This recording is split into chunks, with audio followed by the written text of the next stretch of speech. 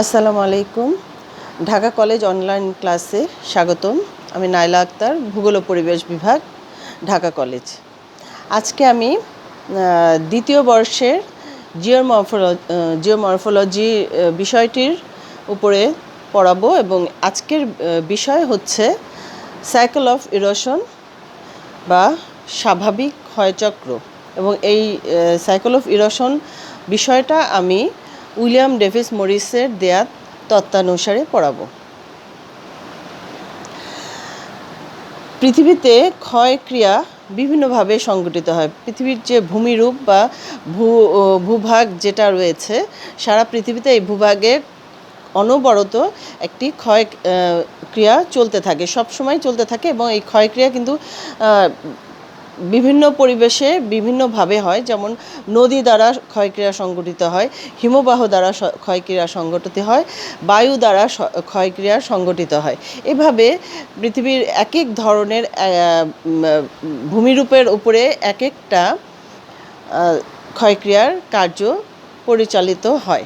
তা আজকে আমরা যেটা পড়ব, সাধারণত পৃথিবীতে মরু এবং মরু অর্থাৎ শুষ্ক অঞ্চলে যে বালুকাময় ভূমি সৃষ্টি হয়, সেই মরু, এবং মেরু যেখানে সারা বছর বরফাচ্ছাদিত থাকে, সেই মেরু অঞ্চল।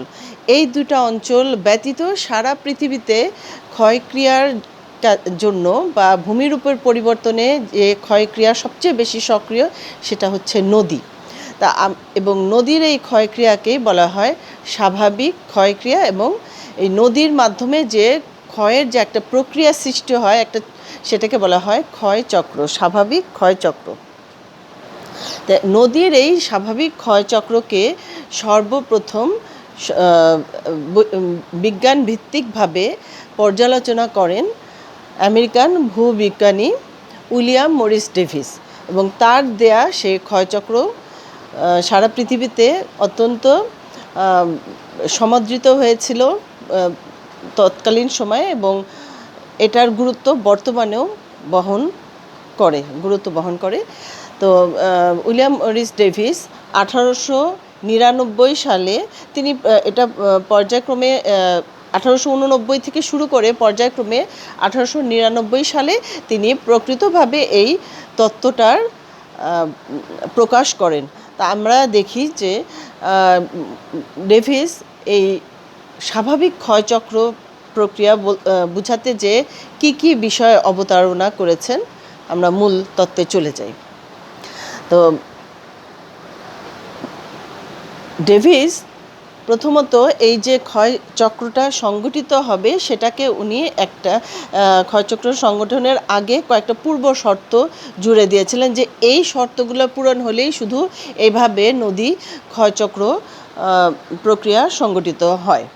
যেমন কোনো একটা ভূমিরূপ যেখানে ক্ষয়ক্রিয়াটা সংগঠিত হবে, আসলে প্রথমত আমি ক্ষয়চক্রটা কি সেটা একটু বলে নিই। যে একটা প্রক্রিয়ার কোনো নির্দিষ্ট ভূমির উত্থান এবং ক্ষয় সাধনের প্রক্রিয়াটা চক্রাকারে, উত্থান এবং ক্ষয়ক্রিয়ার প্রক্রিয়াটা চক্রাকারে আবর্তিত হলে তাকে ক্ষয়চক্র বলা হয়। যেমন একটু আমি বলি যে ধরো এভাবে একটা যদি বৃত্ত অঙ্কন করি, তাহলে এটার অর্ধেকটা থাকবে তার উত্থান পর্ব এবং বাকি অর্ধেকটা থাকবে হলো ক্ষয়কার্য। তো ক্ষয়কার্যের ফলে তার একটা নির্দিষ্ট অবস্থায় আসবে, আবার এখান থেকে আবার ক্ষয়ক্রিয়া শেষ হবে, আবার নতুন করে আবার ক্ষয়চক্র শুরু হবে। এটাই হচ্ছে ক্ষয়চক্র। তো এই ক্ষয়চক্রটা সম্পন্ন হওয়ার আগে কতগুলো পূর্ব শর্ত ডেভিস দিয়েছিলেন। যেমন ভূমিরূপটির বয়স অনেক বেশি হতে হবে। অল্প বয়সী ভূমিতে ক্ষয়চক্র সংগঠিত হওয়া সম্ভব না, কিন্তু চক্রাকারে সংঘটিত হওয়া কিছুটা ডিফিকাল্ট বা কঠিন। কারণ নতুন উত্থিত যদি এটা অনেক বয়স বেশি না হয়, তার শিলাগুলি তেমন দৃঢ় হবে না, আর অদৃঢ় শিলার উপরে একটা চক্র সংঘটিত হওয়া একটু কঠিন। তো তার মত অনুযায়ী এই ভূমিরূপটার বয়স যথেষ্ট বেশি হতে হবে। এবং দ্বিতীয়ত ভূমির উত্থান হবে খুব একভাবে দ্রুত, এই উত্থানটা ঘটে যাবে এবং এই উত্থান পর্বটার সময় কোনো ক্ষয়ক্রিয়া সংগঠিত হবে না। আমরা ওয়েদারিং পড়েছি, ওয়েদারিং বা আবহবিকারের কাজ হচ্ছে ভূমিরূপের অনবরত ক্ষয়ক্রিয়া সাধন করা এবং এটা প্রাকৃতিক বিভিন্ন শক্তি দ্বারা ঘটে থাকে। প্রাকৃতিক শক্তি যেটাকে যান্ত্রিক শক্তি বলা হয় এবং তার সাথে রাসায়নিক এবং জৈবিক 3টা প্রক্রিয়ার মাধ্যমে এই ওয়েদারিং প্রক্রিয়াটা সংগঠিত হয়ে তোমার ক্ষয়ক্রিয়া সংগঠিত হয়। তো এই ভূমিটা যখন উত্থিত হবে, দ্রুত বেগে ভূমি উত্থান ঘটবে, একটা সমভূমি সমুদ্র সমতল থেকে একটা ভূমির উত্থান ঘটে যাবে এবং এই উত্থান ঘটার সময়ে কোনো ক্ষয়ক্রিয়া চলতে পারবে না। এটা হলো ডেভিসের শর্ত। দ্বিতীয়ত, এই ক্ষয়কাজ যখন চলবে তখন ভূমিটা স্থিতিশীল থাকতে হবে, সেখানে কোনো অগ্নুৎপাত ঘটতে পারবে না, সেখানে ভূমিকম্প বা এই ধরনের প্রাকৃতিক, আমরা জানি যে ভূমিকম্পের প্রক্রিয়া পরিবর্তন প্রক্রিয়া হয় দুইভাবে, একটা আকস্মিক পরিবর্তন, একটা ধীর পরিবর্তন। তো এই যে আকস্মিক পরিবর্তনের যে প্রক্রিয়াগুলি, ভূমিকম্প এবং আগ্নেয়গিরি, এই প্রক্রিয়াগুলি এই সময় কোনো ঘটনা ঘটতে পারবে না। এটা দ্রুতই একটা স্বাভাবিকভাবে একটা উত্থান পর্ব ঘটবে যখন অন্য কোনো প্রাকৃতিক শক্তি কাজ করতে পারবে না, স্থিতিশীল একটা অবস্থা বিরাজ করবে। এবং এখানে আরেকটা ব্যাপার, যে যেই স্থানে এই বিষয়টা সংগঠিত হবে সেই এলাকাটা সবসময় বৃষ্টিবহুল বা আর্দ্র এলাকা থাকতে হবে, কারণ পানির প্রবাহ ব্যতীত নদী সৃষ্টি হয় না এবং নদী সৃষ্টি না হলে এই ক্ষয়ক্রিয়ার যে প্রক্রিয়াগুলো সেটা সম্পূর্ণ হবে না। তাই এখানটা আর্দ্র অঞ্চল হতে হবে, যেখানে প্রচুর বৃষ্টিপাত হয় বা নদীর সৃষ্টি হতে পারে। আরেকটা ব্যাপার, ওই অঞ্চলটার শিলা পর্যায়ক্রমিকভাবে কঠিন এবং কোমল হতে হবে। যেখানে এই ক্ষয়ক্রিয়াটা সংগঠিত হবে সেখানের শিলা পর্যায়ক্রমে কঠিন এবং কোমল হতে হবে, তাহলেই আমরা পরবর্তীতে যে পর্যায়গুলোয় যাব সেটা আমরা বুঝতে পারবো যে কঠিন এবং কোমল শিলা কেন দরকার ছিল।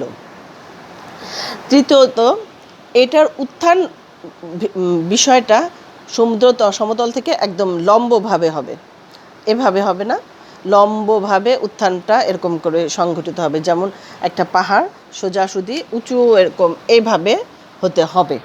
এটা তার পূর্ব শর্ত ছিল। এখন তিনি এই যে শর্তগুলো দিয়েছেন, এটা উনি আমেরিকার কলোরাডো নদীর উপরে কাজ করতে যে কিন্তু ডেভিসের এই বিষয়ে মানে উনি এটাকে ফিল করছেন বা বুঝতে পারছেন যে হয়তো এটাই কারণ একটা ভূমির আস্তে আস্তে পরিবর্তন প্রক্রিয়া সংগঠনের। তো এখানে প্রত্যেকটা দেশের এই যেটা হলো যে যেহেতু এখানে নদীর ক্ষয়চক্র, আমরা একটু আগে বললাম যে স্বাভাবিক ক্ষয়চক্র বলতেই নদীর ক্ষয়চক্রকেই বোঝায়। তো এই ডেভিসও এই নদীর ক্ষয়চক্রের প্রক্রিয়াটাকে উনি যেভাবে উপস্থাপন করেছেন সেটাই হচ্ছে স্বাভাবিক ক্ষয়ক্রিয়া এবং সাইকেল অফ ইরোশন। তো আমরা নদী পর্যায়ে দেখব যে নদী পর্যায়ে 3টা পর্যায়ে নদী ক্ষয়ক্রিয়া সম্পন্ন করে। তো ডেভিসের দেয়া এই প্রক্রিয়াটাই কিন্তু পরবর্তীতে নদীর ক্ষেত্রে প্রযোজ্য হয়েছে। তা আমরা দেখি যে ডেভিস নদী একটা যে উত্থিত ভূমি, সে উত্থিত ভূমি থেকে পরবর্তীতে বৃষ্টিপাত এবং অন্যান্য যে প্রাকৃতিক, বিশেষত আর্দ্র অঞ্চলে প্রচুর বৃষ্টিপাত ঘটে এবং বৃষ্টিপাতের ফলে সেই যে ওখানে থেকে যে জল নির্গমন প্রক্রিয়া শুরু হয়, এই জল নির্গমন প্রক্রিয়ার মাধ্যমেই কিন্তু নদী সৃষ্টি হচ্ছে। এখন এই উঁচু একটা এলাকা থেকে জল নির্গমন প্রক্রিয়া যখন শুরু হয় তখন নদীর গতিবেগ থাকে খুব বেশি, কারণ উঁচু স্থান থেকে এটা নিচের দিকে গড়িয়ে পড়ে এবং যেহেতু এটার গতিবেগ প্রচুর থাকে, এটা খুব দ্রুত বেগে নামার সময় তার তলদেশে ক্রমাগত ক্ষয়ক্রিয়া সাধন করতে করতে এটা নিচের দিকে নামতে থাকে এবং এই সময় দেখা যায় কি একটা মূল ধারার সাথে সাথে আবার পাশ দিয়েও কয়েকটা ছোট ছোট নদীর মতো সৃষ্টি হয়। ছোট ছোট প্রথমে নালা হয়, তারপরে সেই নালাগুলো একত্রিত হয়ে একটা নদীতে পরিণত হয় এবং দেখা যায় যে এই নদীর সমান্তরালভাবে আবার কিছু উপনদীও পর্যায়ক্রমে চলতে থাকে, অনেকটা গাছের মতো একটা প্রক্রিয়া সৃষ্টি হয়ে যায়। একটা মূল নদীর সাথে একটা এরকম মূল নদী তৈরি হয় এবং চারিপাশ দিয়ে আরও নদী এসে এসে এভাবে এর সাথে মিলিত হয়, উপনদী হয়ে এখানে একটা প্রধান নদী এবং কতগুলো উপনদীর সৃষ্টি হয়। এটা নদীর প্রাথমিক অবস্থা, যখন নদী পাহাড় থেকে নিচের দিকে নামতে থাকে। এবং তার পরবর্তীতে তিনি যেটা বলছেন যে আমি একটু আগে বললাম যে এটা নদীর নিম্নক্ষয় অনেক বেশি হবে। এই নিম্নক্ষয়টা বেশি হওয়ার ফলে কি হয়, পাহাড় থেকে যখন নিম্নক্ষয়টা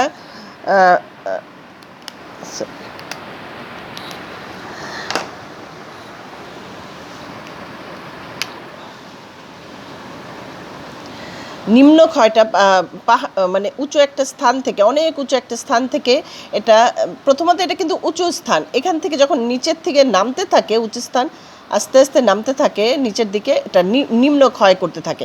নিম্নক্ষয়ের ফলে হয় কি, একটা ভি উপত্যকা সৃষ্টি হয়। দুইটি পাহাড়ের মধ্যবর্তী যে নিম্ন স্থানটা তৈরি হয় তাকে উপত্যকা বলে। তো একটা উঁচু স্থান, তার মধ্যে দিয়ে যখন ক্রমাগত পানি নামতে থাকে, নামতে নামতে নিচে ক্ষয় করতে করতে নামতে থাকে, ফলে একটা ভি আকৃতির, যেরকম ভি আকৃতির একটা উপত্যকার সৃষ্টি হয়। আমি এখানে পরবর্তীতে এই চিত্রগুলার ব্যাখ্যা দিব। এরপরে দেখা যায় কি, বিস্তৃত জল বিভাজিকা তৈরি হয়। জল বিভাজিকা কি, যেখান থেকে পানিটা এসে তোমার এই যে নদীতে যে পানি আসে, যেই অঞ্চল থেকে পানি এসে নদীতে পতিত হয়, সেই এলাকাটাকে বলা হয় বিভাজিকা।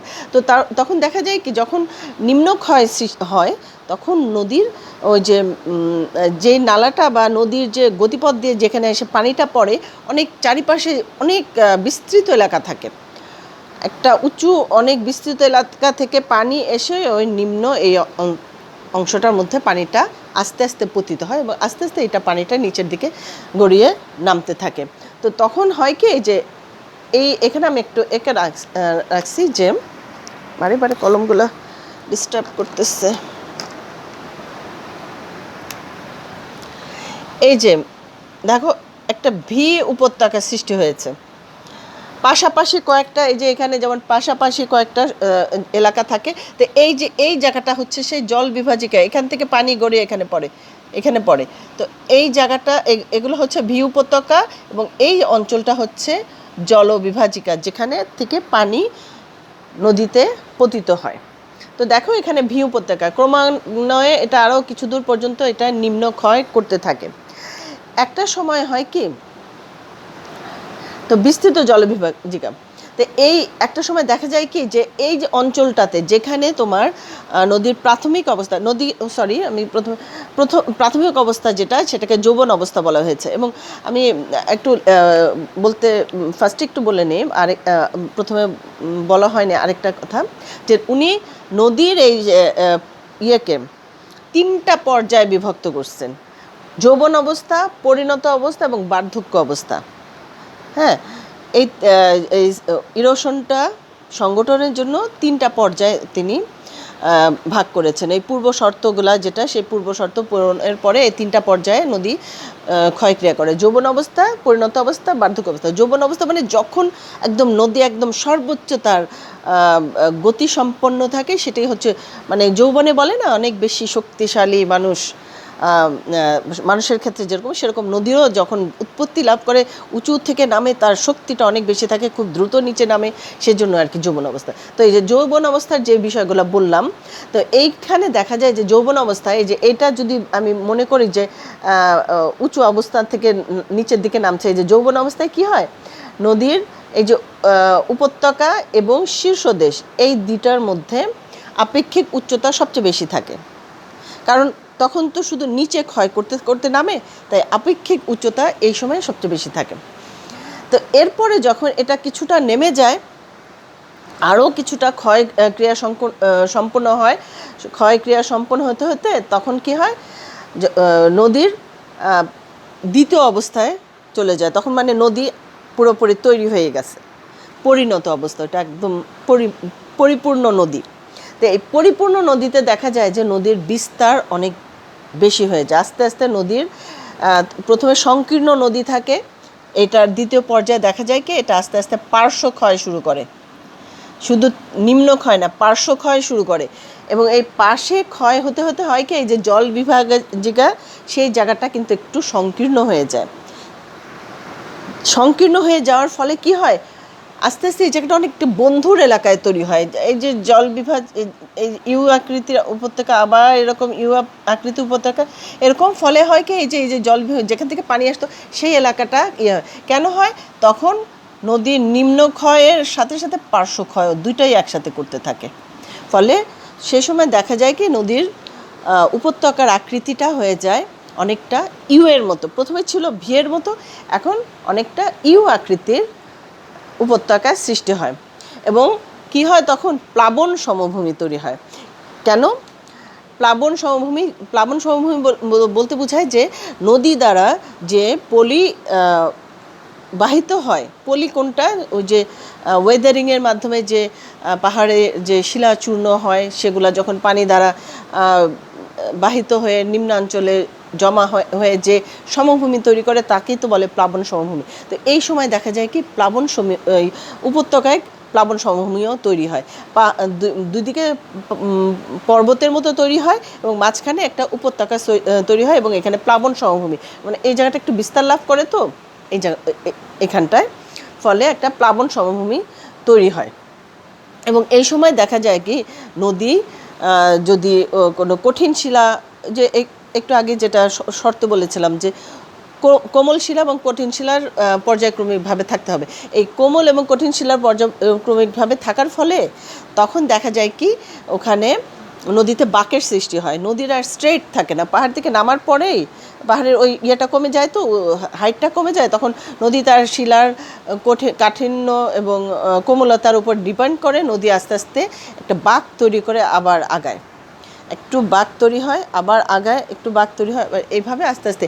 আমরা যদি উপর থেকে এরিয়াল ফটোগ্রাফ দেখে কোনো নদীর, যে নদীটা উপর থেকে নেমে আসতেছে, দেখা যাবে যে এভাবে আস্তে আস্তে তার শিলা অনুযায়ী সে বাঁক তৈরি করে। এবং এই আবার অনেক সময় দেখা যায় কি এই সময় খরস্রোত এবং কোনো কোনো সময় জলপ্রপাতেরও সৃষ্টি হয়। যদি দেখা যায় যে নদীর গতিপথে কোনো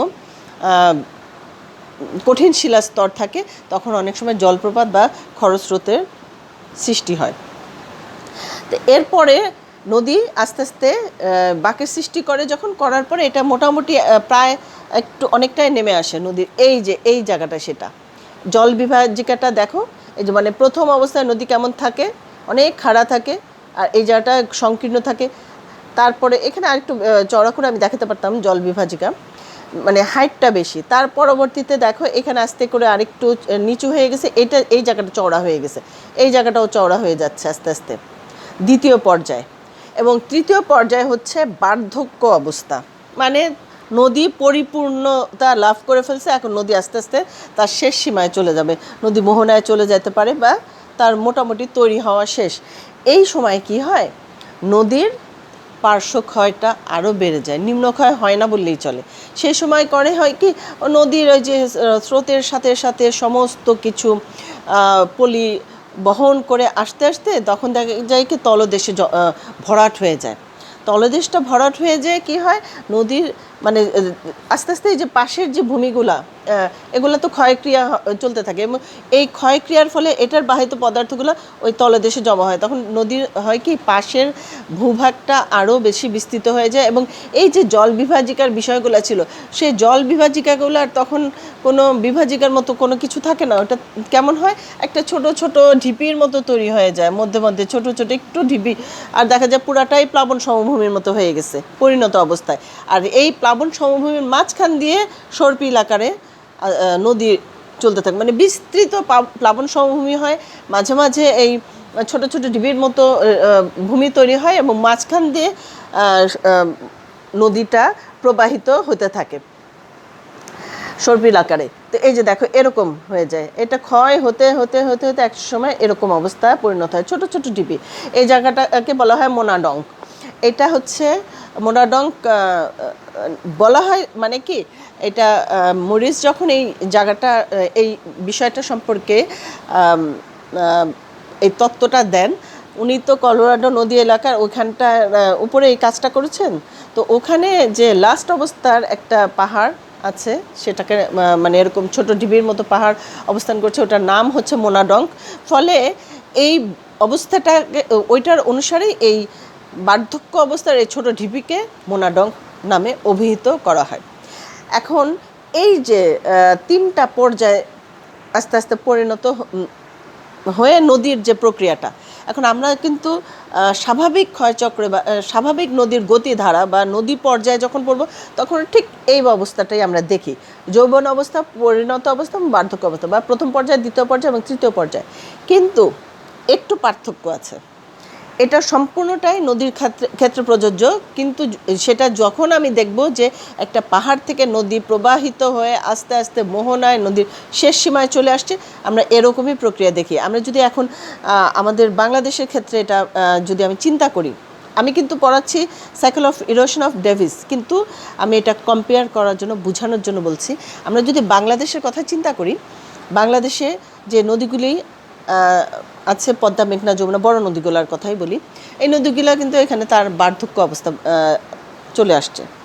নদীগুলার বার্ধক্য অবস্থায়, এই নদীগুলার যখন উৎপত্তিটা শুরু হয়ে গেছিলো তোমার হিমালয় পর্বতে, তখন কিন্তু সেই ভি আকৃতির উপত্যকা, সেই পাশে চওড়া কম, নিচে গভীরতা বেশি, আস্তে আস্তে এটা চওড়া হয়ে গেছে। আমরা নদীর সবগুলো পর্যায়ে দেখলাম। কিন্তু ডেভিসের এই ক্ষয়চক্রতে যেই জিনিসটা গুরুত্বপূর্ণ, সেটা হচ্ছে ডেভিস এটা বলছে যে এটা যেখান থেকে উৎপত্তি লাভ করছে, যে পার্বত্যাঞ্চলে, সেই এলাকাটাই আস্তে আস্তে এরকম ক্ষয় হতে হতে হতে হতে এরকম একটা অবস্থায় পরিণত হবে, প্রায় সমতল একটা ভূমিতে পরিণত হবে। উত্থিত একটা ভূমি এই তিনটা পর্যায়ে পার হয়ে একটা প্রায় সমতল ভূমিতে পরিণত হবে, যেটাকে বলা হয় পেনি প্লেন, প্রায় সমভূমিতে পরিণত হবে। এটাই ডেভিসের তত্ত্বের মূল বক্তব্য, যে কোনো নদী, যে আর্দ্র অঞ্চলের নদীগুলি নতুন উত্থিত ভূমি হতে এইভাবে উৎপত্তি লাভ করবে এবং তিনটা পর্যায়ে ধাপে ধাপে পার হয়ে সে ওই উত্থিত ভূমিটা আবার একটা প্রায় সমতল একটা ভূমিতে পরিণত হবে। এটাই ডেভিসের তত্ত্বের মূল বক্তব্য।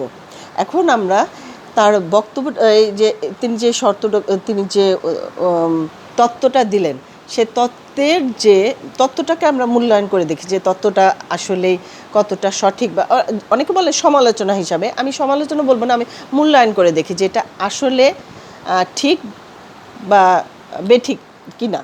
তো মূল্যায়নের ক্ষেত্রে যে বিষয়টা উনি বলেছেন যে তিনটা পর্যায়ে পরিণত, এই যে তিনটা ধাপ পার হয়ে আসতেছে, যৌবন অবস্থা, পরিণত অবস্থা এবং বার্ধক্য অবস্থা, এইখানে এই অবস্থা থেকে এই অবস্থায় একটা ভূমি আসতে বিশাল দীর্ঘমেয়াদী একটা প্রক্রিয়ার প্রয়োজন, অনেক দিন ধরে এটা চলতে হবে।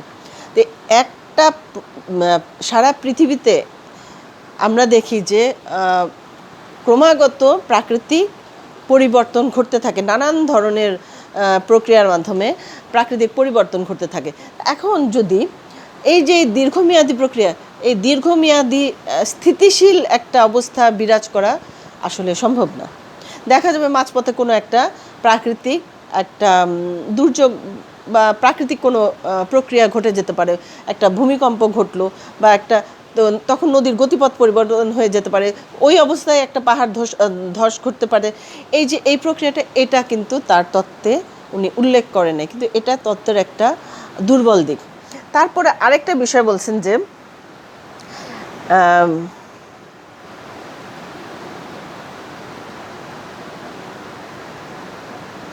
ক্ষয়চক্র চলাকালীন সময় ভূমি সুস্থির থাকবে, অসম্ভব, একটু আগে বললাম অসম্ভব। আর এখানে উত্থান ঘটবে খুব দ্রুত, যেই নতুন ভূমিটাতে এই ক্ষয়ক্রিয়া সম্পন্ন হবে সেটা দ্রুত উত্থান ঘটতে হবে, এটা অসম্ভব প্রক্রিয়া। কারণ আমরা প্লেট টেকটনিক থিওরি পড়েছি, প্লেট টেকটনিক থিওরিতে তোমার আস্তে আস্তে প্লেট কিন্তু সর্বদাই আমাদের পৃথিবীতে যে 27টা প্লেট আছে তার মধ্যে বড় বড় যে 7টা প্লেট, এই প্লেটগুলি কিন্তু আসলে গুরুমণ্ডলের উপরে এটা একটু ভাসমান অবস্থায় গুরুমণ্ডল একদম সর্বোচ্চ স্তর যেটা প্রায় তরল অবস্থায় আছে অ্যাস্থনোস্ফিয়ার, সেটার উপরে এই প্লেটগুলো একটু নড়াচড়া করছে এবং তার ফলেই কিন্তু এই বেশিরভাগ ভঙ্গিল পর্বত সৃষ্টি হয়েছে। এই ভঙ্গিল পর্বতগুলো সৃষ্টি হতে এত কম সময়ের মধ্যে সম্ভব না। যেখানে এই প্রক্রিয়াটা সম্পূর্ণ হবে, সেই প্রক্রিয়াটা হওয়ার জন্য যে অবস্থা বিরাজ করবে সেটা কিন্তু এত দ্রুত হওয়া সম্ভব না। এটা একটা দীর্ঘমেয়াদী প্রক্রিয়া, আস্তে আস্তে ভাঁজ পর্বত বা এগুলো সৃষ্টি হয়েছে।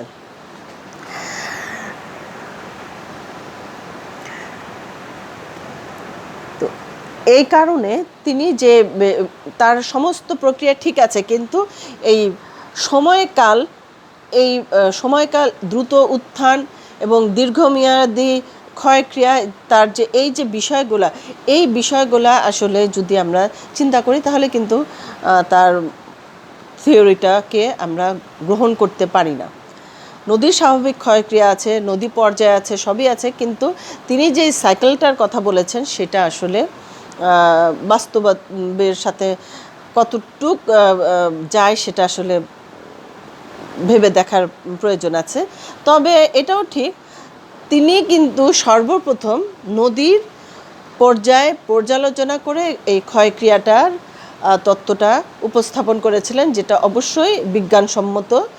হয়তো সময়কালটার একটা বিষয় আছে, সময়কালটার কারণেই তার তত্ত্বটা অনেকটা অসারতা লাভ করেছে, কিন্তু তার তত্ত্বের কিন্তু গুরুত্ব অত্যধিক, কারণ তিনি সর্বপ্রথম বিজ্ঞান ভিত্তিকভাবে নদীর এই পর্যায়গুলি উপস্থাপন করেছেন এবং এটার এই উপস্থাপনের যে প্রক্রিয়াটা, এটাও কিন্তু অত্যন্ত মানে সহজবোধ্যভাবে উনি মডেলটার উপস্থাপনা করেছিলেন।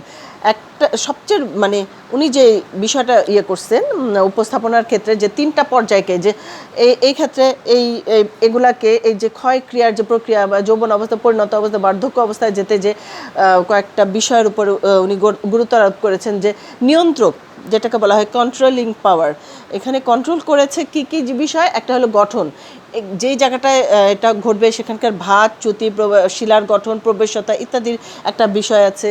তারপরে তোমার এখানে ওয়েদারিং এজেন্টের প্রক্রিয়া, মানে ওয়েদারিং এজেন্টগুলা যেগুলা ওয়েদারিং বা আবহবিকার বা বিচূর্ণী ভবন করতে সাহায্য করে, সেগুলো সবগুলার উপস্থাপন মানে সমন্বয়ে থাকতে হবে এবং একটা বিশাল সময়কালের ব্যাপার। এই যে 3টার পর্যায়ে নিয়ন্ত্রণকারী নিয়ামক, গঠন, তারপরে প্রক্রিয়া এবং পর্যায়, গঠন প্রক্রিয়া পর্যায়, এই 3টার সমন্বয়ের ফলে পরে কিন্তু তার এই সাইকেলটা পূর্ণ হবে। এই যে দেখো, আমি ফার্স্টে একটা এঁকেছিলাম সাইকেল, তার মধ্যে 3টা ভাগ করে নেই, যে এটা প্রথম পর্যায় মানে যৌবন পর্যায়, এখানে মানে এটা উত্থিত ভূমিটা, এখান থেকে প্রথম পর্যায়ের এখানে দ্বিতীয় পর্যায় ক্ষয়, এখানে তৃতীয় পর্যায় ক্ষয়ের পরে এখানে সমভূমি, আবার এই সমভূমির উত্থান ঘটবে, আবার সমভূমির উত্থান ঘটবে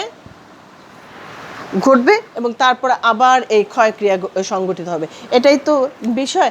এখন আমরা এই 3টা পর্যায় দেখি, এই 3টা পর্যায় তো ওইভাবে হয় না।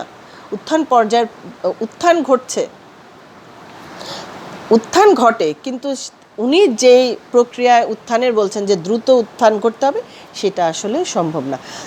তারপরও সার্বিক বিবেচনায় আমরা বলতে পারি যে নদীর এই যে স্বাভাবিক ক্ষয়চক্রকে ডেভিস যেভাবে উপস্থাপন করেছেন, সেটা অবশ্যই আমাদের ভূমিরূপবিদ্যার নদী পর্যায় অধ্যয়নের জন্য অত্যন্ত কার্যকরী এবং গুরুত্বপূর্ণ একটি তত্ত্ব।